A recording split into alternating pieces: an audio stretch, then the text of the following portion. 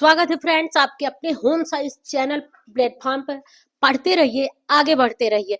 जिस प्रकार से विंटर का सीजन तेजी से आगे बढ़ रहा है, वैसे ही आप भी अपने पढ़ाई को तेजी से इस विंटर सीजन में गर्म गर्म कॉफी और चाय के साथ पीते हुए तेजी से आगे बढ़ाइए अपने सिलेबस को।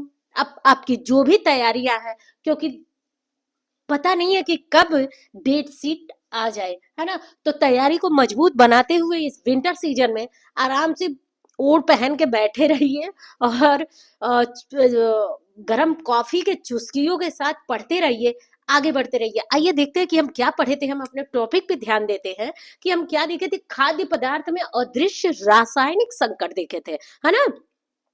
ठीक इसके पीछे वाले लेक्चर में हम जाने थे, इसके बारे में जाने थे, है ना। और इसी के साथ हमने ये भी पिछले वाले और नेक्स्ट अगले पिछले वाले लेक्चर में हम जाने थे कि रासायनिक सॉरी भौतिक संकट क्या होते हैं, है ना। थोड़ी सी देखिए पीछे का रिवीजन करते हैं कि इन भौतिक संकट के बारे में हम जाने थे। इन चीजों को बहुत अच्छी तरह हम समझे, जो हमारे लिए बहुत ही इंपॉर्टेंट है। यहाँ से क्वेश्चन खूब पूछ लिए जाते हैं ये सब। तो इन चीजों को याद कर लीजिएगा कि यही यही चीजें आपके क्या है, भौतिक संकट है ना। क्योंकि आयोग इन्हीं में से किसी एक ऑप्शन को उठा के क्या करता है, रख देता है, और आप समझ नहीं पाते कि ये भौतिक संकट है कि रासायनिक संकट है। अब आइए अगला देखते हैं कि हम जो रासायनिक संकट देखे थे इसके बारे में क्या क्या जाने थे। तो इसके लिए थोड़ी सी हम इस क्लास में डिस्कस करते हैं कि इसे निम्न में से पूछ दे, यदि आयोग पूछ दे कि निम्न में से अदृश्य रासायनिक संकट कौन से हैं, तो मार्जन है आपके क्या हो जाएंगे। ऑप्शन में दे दे कि मार्जन रसायन दे दे, मिलावट दे दे, या फिर स्वीकृत खाद्य मिलावट दे दे। तो निम्न में से सभी है, तो सभी पे आप ट्रिक करेंगे, है ना। So option number D is right होगा आपका। यदि आपसे पूछ लिया जाए कि निम्न में से कौन सा अदृश्य, देखिए ये क्वेश्चन आपके लिए बहुत ही इंपॉर्टेंट हो सकता है, यहाँ से पूछ सकता है। और ऐसे क्वेश्चन पूछते हैं ना तो हमें कठिन लगते हैं, क्वेश्चन हार्ड पेपर लगते हैं। तो देखिए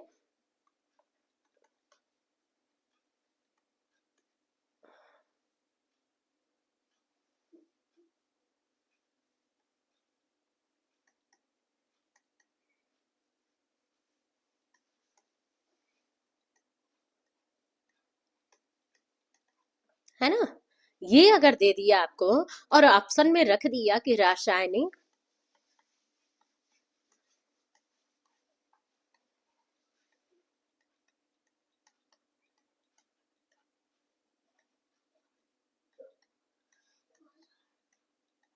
मिश्रित और चौथा रख दिया कोई नहीं, है ना। तो आप अच्छी तरह से क्लास पढ़ चुके हैं और जान चुके हैं। मेन देखिए, जब भी एक बात मैं बताती हूँ, जब भी आप क्वेश्चन पेपर जब आप पाइए ना और जो भी क्वेश्चन पढ़ते जाइए ना, तो एक देखिए ये इससे आपका क्वेश्चन अगर कुछ फंसता भी रहेगा ना तो बहुत आसानी से आपको याद हो जाएगा। हाँ, अगर आप क्लास को ऐसे पढ़े रहेंगे तो विथ थ्योरी के साथ। तो देखिए यदि आप क्वेश्चन पढ़ रहे हैं ना, अदृश्य खाद्य संकट क्या है, इसमें से आप देखिए कि मेन पॉइंट किसके बारे में पूछ रहा है, क्वेश्चन किसके बारे में पूछ रहा है, अदृश्य के बारे में। अदृश्य, इसे आप जब जब भी क्वेश्चन पढ़िए ना, तो जो मेन आपका जो टॉपिक आए उस क्वेश्चन में आपको लगे कि आखिर इसमें क्या पूछ रहा है, मेन शब्दों के बारे में जो जो पूछ रहा है ना, उन शब्दों पर पहले अंडरलाइन करिए आप। जब उस पे अंडरलाइन करेंगे ना, तो क्वेश्चन आपको भले ही ना आए, लेकिन उस क्वेश्चन को एक या दो बार जब पढ़ेंगे ना, इतना तो हमारे पास 1 मिनट का टाइम होता है ना प्रत्येक क्वेश्चन में सॉल्व करने के लिए। तो हम जब दोबारा उसे रिपीट करेंगे ना कि अदृश्य खाद्य संकट है, जब दोबारा इसे रिपीट करेंगे ना और इसे पहले बार में ही हम जब अंडरलाइन कर लेंगे या फिर दूसरी बार में ना, तो हम देखेंगे हमारा दिमाग इस पे जोर डालेगा कि क्या अदृश्य अदृश्य खाद्य संकट कौन से होते हैं। तो भौतिक होते हैं कि रासायनिक होते हैं, कौन होते हैं, है ना। तो रासायनिक होते हैं और हम पढ़े हैं। तो अदृश्य जो हम इस पे अंडरलाइन किए तुरंत हम पा गए, फिर नेक्स्ट अगले क्वेश्चन पे हम बढ़ जाएंगे, है ना। कोई भी क्वेश्चन आप सॉल्व करिए, मेन उसका टॉपिक पे जो भी मेन उसका अर्थ हो के, जिस अर्थों के बारे में पूछ रहा होगा, जो मेन शब्द हो गए उस पे आप हमेशा अंडरलाइन किया करिए, है ना। आप उस पे क्या करेंगे, अंडरलाइन करेंगे, तो वो आपको समझने में और सोचने की क्षमता और तेज कर देगी। तो हमेशा क्वेश्चन पेपर ऐसे ही सॉल्व किया करिए। एक बात ये हमेशा ध्यान रख लीजिए अपने मन में कि किस प्रकार से हमें, और वैसे बिना अंडरलाइन के आप देखिए ऐसे ही अगर आप पढ़े जा रहे हैं है ना। यदि आप ऐसे ही पढ़े जा रहे हैं, बार बार इसी को पढ़ रहे हैं, तो देखिए खाली सा लग रहा है ना। लेकिन इसी चीज को यदि आप अंडरलाइन कर लिए ना, तो बार बार आपका दिमाग इस पे फोकस करेगा कि अदृश्य खाद्य पूछ रहा है। क्योंकि कभी कभी हम क्वेश्चन में फंस जाते हैं कि आखिर क्वेश्चन पूछ क्या रहा है ना। पढ़े रहिए ना पढ़े रहिए, फिर भी हमें सोचने का वो क्या करता है, एक परिणाम देता है, एक हमें वो प्रेशर डालता है दिमाग की, हाँ इसके बारे में पूछ रहा है। ठीक है ना। तो आप किस पे लगाएंगे, रासायनिक संगठन। इन चीजों के बारे में हमने जाना, इसके साथ हमने जाना कि कीटनाशकों के अवशिष्ट क्या होते हैं, है ना। हमने अच्छी तरह जाना कि जब हम किसी प्रकार के खाद्य वो सॉरी, जो भी फसलों पे जब हम क्या करते हैं, लिक्विड रूप फॉर्म में या फिर पाउडर या फिर केमिकल के थ्रू हम क्या करते हैं, उस पे छिड़काव करते हैं पैदावार को सही रूप देने के लिए, तो क्या होता है, वो चाहे अमूर्त रूप में या जाने अनजाने में हमसे ये चीजें हो जाती हैं कि जो कण होते हैं ना, जो फलियां होती हैं, बीज होते हैं, फूल होते हैं ना, जो हमारे पौधों के, उसमें क्या होते हैं, समावेश हो जाते हैं। और क्या चीज, वो अवशेष थोड़े बहुत किसके, कीटनाशकों के, है ना। ठीक उसी प्रकार से हमने पशु चिकित्सीय अवशेष के बारे में समझा, उसके साथ हमने अस्वीकृत खाद्य मिलावटें तथा स्वीकृत खाद्य मिलावटों के बारे में जाना। इसमें हमने ये भी जाना कि अस्वीकृत खाद्य मिलावटें क्या होती हैं, अर्थात जिसे मान्य नहीं दिया गया है, जिसे हम भोज्य पदार्थ में हम शामिल नहीं कर सकते, और उसे किए तो उसके लिए हमें क्या जुर्माना लग सकता है, हमें कैद हो सकता है, चाहे एनीथिंग जो भी आप देखते हैं ऐसे फैल रहे हैं चीजें, ऐसे बहुत जगह पे मिलावट करके बनाई जा रही हैं जो कि मान्यता नहीं दी जाती पर, और यहाँ पे वही मान्यता दी जाती है, स्वीकृत दी जाती है, जिसमें तरह तरह के रंग, फूड कलर, आप देखते हैं ना, कलर चेंज हो जाते हैं फूड कलर के। अब तो मोमोज भी बन रहा है, तो देखिए मोमोज, ये पानी पूरी बन रहा है, पहले पानी पूरी हम एक ही कलर में देखते थे ना, अब देखिए रेड कलर में, ग्रीन कलर में, ऐसे वो क्या बस उसको सजावटी रूप को निखारने के लिए बनाया गया है, लोग आकर्षित होके, है ना। खाद्य पदार्थ को भी एक सजाने का तरीका आना चाहिए, क्योंकि क्योंकि हम ये पढ़ रखे हैं कि किसी को ना खाने का मन करता है ना, फिर भी यदि हम सही तरीके से, सही सिस्टम से यदि यदि थाली में खाने को मेंशन कर रहे हैं, तो उसकी भूख की क्षमता बढ़ती है। इस चीज को हमने पढ़ रखा है। तो आइए देखते हैं आगे, हम देखते हैं कि क्या हमें पढ़ना है आज के क्लास में। तो यही कुल मिला के रासायनिक चीजों के बारे में हमने जान लिया था, है ना। जहां ना समझ में आए कमेंट बॉक्स में मेंशन करिए, मैं दोबारा रिपीट करूंगी क्लास को, है ना, अगर दोबारा पढ़ना चाहिए तो देखिए क्या पढ़ना है कि इसके साथ हमने, अब आप सभी समझ गए होंगे कि क्या क्या हमने पढ़ लिए थे, है ना। तो आगे देखते हैं, रासायनिक संकट। रासायनिक संकट वही ऊपर वाले के बारे में ये सारा देखिए यही बता रहा है कि रासायनिक संकट वे रासायनिक अथवा हानिकारक पदार्थ होते हैं, है ना। क्या बता रहा है कि रासायनिक संकट वे हानिकारक पदार्थ होते हैं जो खाद्यों में प्राकृतिक रूप से पाए जाते हैं, है ना। अब सोचिए यहाँ पे यदि क्वेश्चन बना दिया जाए,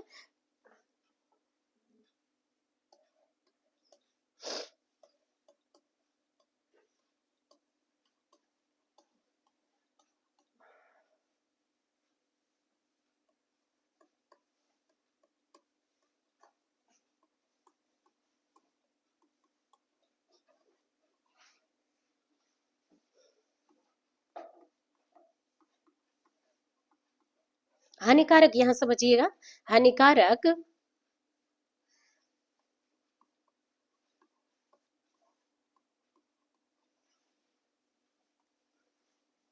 पहला आपका दे दिया,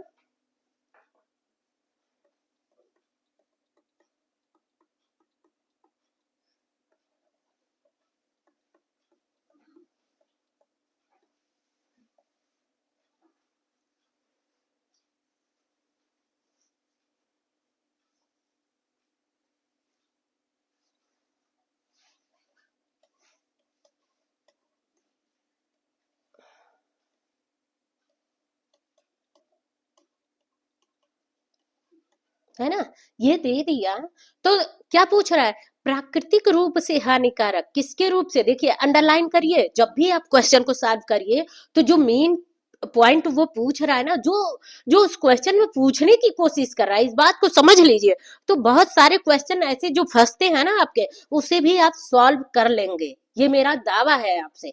जब आप अंडरलाइन करके कभी भी एग्जाम हॉल में जाइए, तो मेन जो पूछने का पैटर्न है, जो उस क्वेश्चन में मेन टॉपिक पूछ रहा है आपसे, आप उस पे क्या करिए, अंडरलाइन करिए। तो देखिए क्या इस पे मेन टॉपिक है, यहाँ पे देखिए कि खाद्य पदार्थ में प्राकृतिक रूप से, किस रूप से, ना ही भौतिक पूछ रहा है, ना ही रासायनिक पूछ रहा है, ना ही प्राकृतिक पूछ रहा है, ना ही मिलावट रूप से, अन्य किसी प्रकार से नहीं पूछ रहा है, आपका किस रूप से पूछ रहा है, प्राकृतिक रूप से हानिकारक पदार्थ कैसे मिलते हैं या फिर क्या है। तो किस विधि से मिलते हैं, रासायनिक रूप से मिलते हैं। क्या भौतिक रूप में आपने ऊपर पढ़ा है कहीं, यहाँ पे भौतिक रूप में आपने ऊपर कहीं पढ़ा है, नहीं ना पढ़ा है। ये प्राकृतिक रूप से स्वयं अपने आप आपको प्रकृति द्वारा नहीं मिलता। भाई बीड़ी सिगरेट हम पी रहे हैं तब तो हम ही से स्वयं गिरता है, बटन हम कपड़े वगैरह पहने हैं, बटन की ये पूंजी ढीली है तो ये टूट के क्या होती है कि गिर जाती है, तो ये हमारी वजह से होता है, रेसे वगैरह हमारी वजह से, बाल वगैरह हमारी वजह से है। पत्थर जब हम फसलों को काट लेते हैं, लाते हैं ऐसे ही मिट्टियों उट्टियों में ही सुखाने के लिए, भाई कोई भी फसल कटता है तो फिर हम उसे धूप दिखाते हैं ना, तो वहां सही वगैरह से, सही तरीके से यदि हम धूप ना दें, ना सुखाएं अपने फसलों को काटने के बाद, तो वो भी हमारी लापरवाही है। तो ये एनीथिंग जितने भी प्रॉब्लम है वो हमारी वजह से प्रॉब्लम उसमें होते हैं, हमारी वजह से वो दूषित होते हैं, वो भोज्य पदार्थ हमारी वजह से उस भोज्य पदार्थ में संकट उत्पन्न होते हैं, खराबी उत्पन्न होते हैं, है ना। लेकिन जो ये रासायनिक है ना, देखिए रासायनिक है ना, क्यों, क्योंकि अब देखिए हमने यहाँ पे पढ़ा है कि कीटनाशकों का अवशेष, अर्थात तरह तरह के हम केमिकल पाउडर, गैमेक्सीन हो गया, पाउडर हो गया, जिसमें आप देखते हैं ना बहुत तरह तरह के चीजों को छिड़काव किया जाता है ताकि वो कीड़े मर जाए।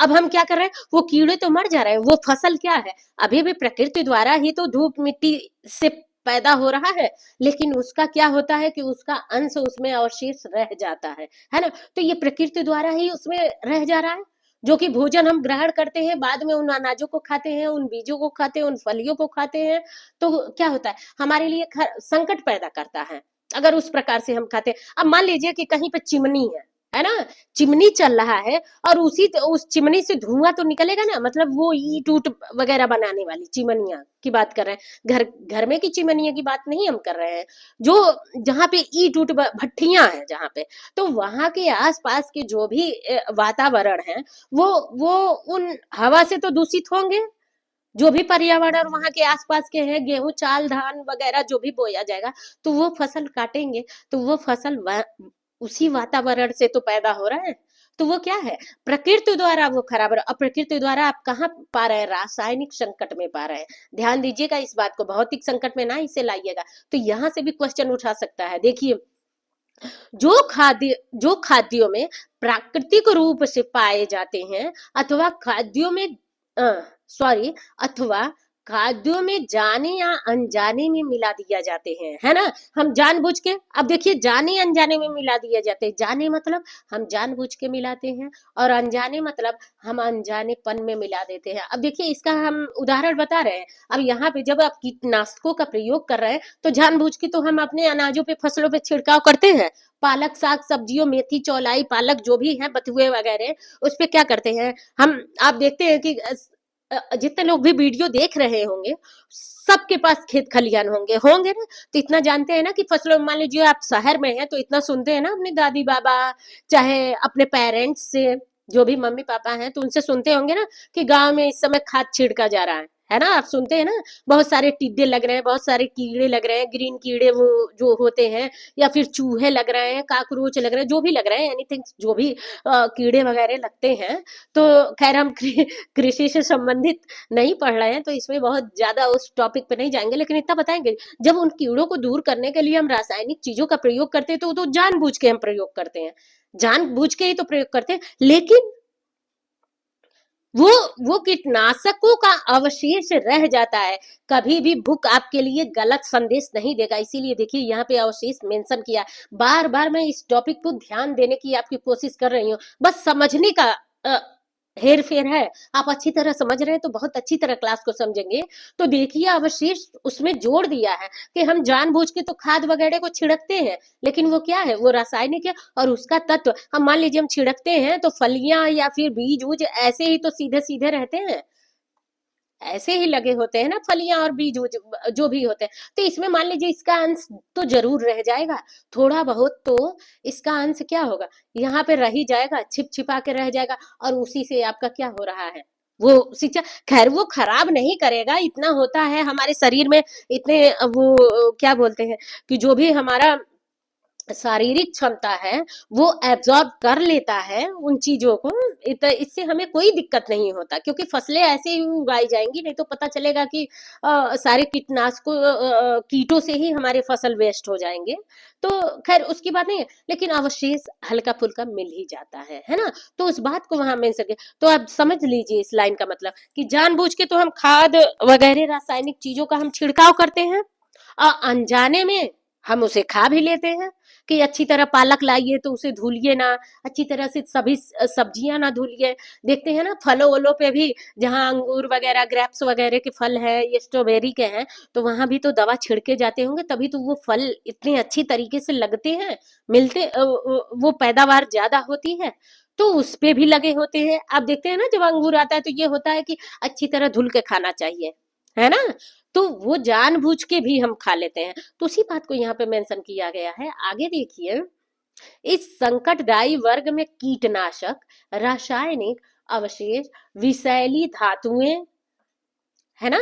अब विषैली धातुएं का मतलब यहाँ पे समझिए, दो चीजें तो हमने आपको बता दिया कि संकटदायी वर्ग में कीटनाशक, वर्ग का मतलब वही कह रहा है कि आज के चलते फिरते रोजमर्रा की जिंदगी में ना क्या है, आसान तरीके में समझिए कि रासायनिक अवशेष जो भी ये चीजें मिलाई जा रही हैं, इसी प्रकार से तो फसलें तैयार हो रही हैं। आप सोच के देखिए, अब पूरे 12 मंथ आपको क्या हो रहा है, अच्छी अच्छी फूल गोभियां मिल रही हैं, है ना, कॉलीफ्लावर मिल रही है ना आपको, ये बंद गोभी मिल रहा है, कैरेट मिल रहा है, कोई भी चीज आप लेना चाहिए तो ले लेंगे। ये क्या है, मटर है, टमाटर है, जो भी चीज लीजिए, देसी टमाटर है, जो भी, अब देखिए हर समय मिल रहा है ये सब चीजें, चौलाई पालक, हर चीज मिल रहा है आपको। आप खरीदने जाइए तो सब चीज मिला। आखिर हो कैसे रहा है, ये तो पहले प्रकृति द्वारा होता था, लेकिन अब ज्यादा रासायनिक चीजों का छिड़काव करके इन चीजों को उगाया जा रहा है ना। तो उसी बात को बताया गया है। और विषैली धातुएं, अब धातुओं का मतलब समझिए, सबसे आसान एग्जाम्पल लीजिए, आप मैगी का वो देखे थे ना ऐड, पिछले वर्षों में मैगी को लेके खूब खूब वाहवाही लूटी गई थी ना, कि मैगी में क्या चीज ज्यादा मिला था, बहुत ज्यादा चीज मिलाया जाता था, शीशा। आप पाए थे ना कि शीशा का मात्रा मैगी में बहुत ज्यादा मिला है, इसीलिए मैगी क्या कर रहा है, खराब कर रहा है। अब चाहे ये अफवाह हो के या फिर सच्चाई हो के, तो इसी को कहा जा रहा है कि विषैली धातुएं, कुछ ऐसे आपके प्रोडक्ट हैं या फिर कुछ ऐसे खाद्य पदार्थ हैं जिसमें क्या है, ज्यादा मात्रा में या फिर कम मात्रा में। अब विषैली धातुओं का मिश्रण के बारे में बताया जा रहा है ना। अब मान लीजिए जैसे ये जैसे कैडमियम हो गया, है ना, कैडमियम हो गया, शीशा हो गया, वही जिस समय मैगी में शीशा बहुत हो रहा था कि बहुत ज्यादा मात्रा में शीशा मिलाया जाता है। अब वो मत मान लीजिए कि ये शीशा जिसमें हम मिरर वाला शीशा मान लीजिए कि जो हमारे ड्रेसिंग टेबल में लगा होता है, या फिर जो मिरर वाला शीशा हम देखते हैं, या फिर जो जार में अचार मुरब्बे रखते हैं, उन शीशे की बात नहीं हो रही है ना। यहाँ पे भोज्य पदार्थ की संकट के बारे में बातें हो रही है, कि जो कि खाद्य पदार्थ में मिलावट होती है ना।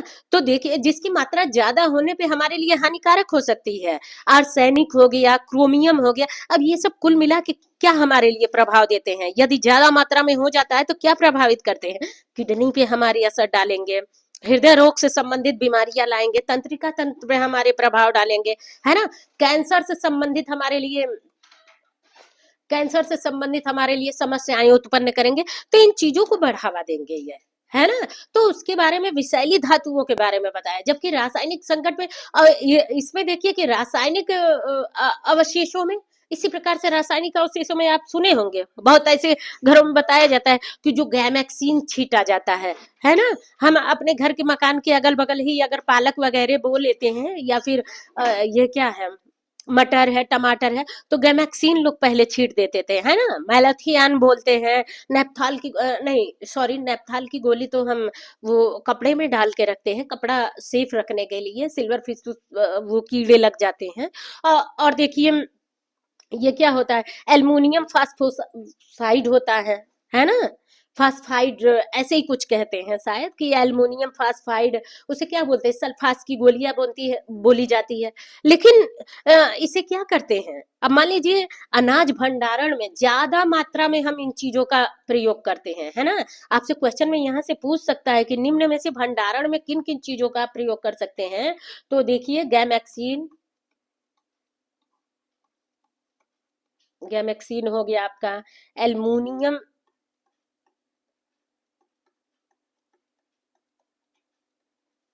एल्युमिनियम फास्फाइड, जिसे हम क्या कहते हैं, सल्फास कहते हैं। तो ये अनाज ये अनाज भंडारण के लिए इन चीजों का वो किया जाता है। और कुल मिला के क्यों, क्योंकि अनाजों में किसी भी प्रकार का रोग ना लगे, किसी भी प्रकार के कीड़ी मकोड़े ना लगे, है ना। हम आगे पढ़ेंगे। तो इसी प्रकार से विषैली धातुएं आपके हो गए, जो कि कैडमियम है, सीसा है, आर्सेनिक है, क्रेमियम है, और भी अन्य ऐसी चीजें पाए जाते हैं। और ये हो गए। इसके साथ ही हम देखते हैं, इसके साथ क्या बताया जा रहा है, पॉलीक्लोरिकृत, क्या बोल रहा है यहाँ पे, दूसरा कलर लेते हैं, पॉली पॉलीक्लोरोकृत बाइफिनाइल, है ना। इसका मतलब समझ लीजिए, है ना, इसका मतलब समझिए कि पॉलीक्लोरोकृत बाइफिनाइल का मतलब क्या होता है ना, कि आप ऐसे समझिए, जो भी केमिकल रसायन से बने बर्तन होते हैं, केमिकल रसायन द्वारा जो भी बने बर्तन होते हैं, अब मान लीजिए जैसे ये प्लास्टिक के बहुत सारे बर्तन आ रहे हैं ना, प्लास्टिकों के बर्तनों में हम स्टोर करके रख रहे हैं। कभी भी अचार वगैरह तो ऐसे चीजों में नहीं स्टोर करके रखना चाहिए, क्योंकि हमारे अचार वगैरह, मुरब्बे हैं, अचार है, पापड़ है, चिप्स वगैरह जो भी हम रखते हैं ना, ये लंबे समय के लिए हम रखते हैं। ये अमचूर पाउडर हम बना के रखते हैं, तो ये सब लंबे समय के लिए रखते हैं ना, तो इसके लिए ये बहुत ही खराब होता है, जो कि प्लास्टिक वगैरह से शायद बनता है। यही हमें लग रहा है कि इसका मतलब यही होता है, क्योंकि देखिए इसका नाम भी दिया है कि पॉलीक्लोरोकृत। तो इससे मैं कुछ आशा निकाल रही हूँ। तो इसमें हमें भोज्य पदार्थ को स्टोर करके नहीं रखना चाहिए, वो भी हमारे भोज्य पदार्थ को क्या करता है, खराबी पहुंचाता है, मतलब उसे विषाक्तता पहुंचाता है। अगला देखते हैं कि इसमें क्या दिया है कि परिरक्षक, परिरक्षक का मतलब भोज्य पदार्थ को सुरक्षित रखने वाला चीज। अब अचार तो आप बनाते हैं, अगर अचार में पूरा तेल मत डालिए तो क्या आपका अचार सुरक्षित रह सकता है, नहीं रह सकता ना। तो अर्थात तेल भी आपका क्या है, परिरक्षक का कार्य करता है। नमक, नमक आप देखते हैं ना, नमक, हम कोई भी अमचूर बनाते हैं, अमचूर का मतलब वही समझिए जो भी जिसके घर घर वर पे बहुत ज्यादा मात्रा में आम आम फट जाता है, आम निकल जाता है इस बार के सीजन में, तो लोग देखते हैं ना, जिसे बोलते हैं हम खटाई, सूखी खटाई, तो उसे बना के रखते हैं, उसी को हम अमचूर पाउडर भी बोलते हैं। तो उसे बना के रखते हैं, तो आप देखते हैं ना, उसमें ज्यादा मात्रा में हम क्या करते हैं, नमक डाल के रखते हैं, नहीं तो वो भी हमारा खराब हो जाता है। तो नमक भी हमारा क्या करता है, परिरक्षक का कार्य करता है ना। सिरका भी हम बोलते हैं, सिरका भी बोलते हैं ना, गन्ने से बनता है, या फिर साइट्रिक एसिड, ऐसे आते हैं विनेगर सॉस वाले जो आते हैं, जो कि हम चाउमीन वगैरह में डालते हैं ना, तो वो भी हमारा क्या करता है, परिरक्षक का कार्य करता है। अर्थात ये सब क्या करते हैं, किसी ना किसी प्रकार से खाद्य पदार्थ को सुरक्षित करने का कार्य करते हैं, या फिर यदि इनका इस्तेमाल ना किया जाए तो क्या होता है, खाद्य पदार्थ हमारे क्या होते हैं, खराब हो जाते हैं। खाद्य रंग, है ना, खाद्य रंग और अन्य मिलावटी पदार्थ सम्मिलित हैं, इस प्रकार से इसमें खाद्य रंग और अनेक मिलावटीपन क्या है, सम्मिलित है, जो हमारे खाद्य पदार्थ को किसी भी प्रकार से हानि नहीं पहुंचे। तो देखिए क्लास बहुत ही इंपॉर्टेंट है, ऐसा ना सोचिएगा कि मैम बहुत ज्यादा इसमें बोल के हम ना बोले, बस सीधे ही पढ़ जाए तो दो तीन क्लास को, दो तीन लेक्चर को मैं एक ही लेक्चर में बता दूंगी। तो मैं बताने पे बहुत विश्वास रखती हूँ। आखिर आपको समझ में ना आए तो क्लास को क्या फायदा पढ़ाने से मेरे, और क्लास समझ में आ रहा हो तो ज्यादा से ज्यादा लाइक, सब्सक्राइब और शेयर करिए फ्रेंड। इसे जितना हो सके ज्यादा से ज्यादा शेयर करिए, क्योंकि बच्चों के लिए बहुत ही बेनिफिट है। कोई भी आप इस क्लास को देख के देखिए, यहाँ से क्वेश्चन हमेशा आयोग बना लेता है, और ऐसे ही क्लास कुछ चैप्टर आयोग के बहुत ही पसंदीदा चैप्टर होते हैं। तो नेक्स्ट अगले लेक्चर में हम यहाँ से पढ़ेंगे। नेक्स्ट अगले जैविक संकट हम यहाँ से पढ़ेंगे, ठीक है ना। जैविक संकट बहुत ही इंपॉर्टेंट क्लास ये भी होगा, नेक्स्ट अगला लेक्चर भी। तो पढ़ने की कोशिश करिएगा, क्लास बिल्कुल भी ना छोड़िए, सारे क्लास को लेते रहिए, ध्यान दीजिए, पढ़ाई को आगे बढ़ाइए, तेज बनिए। So friends, bye bye, next अगले क्लास में मिलते हैं।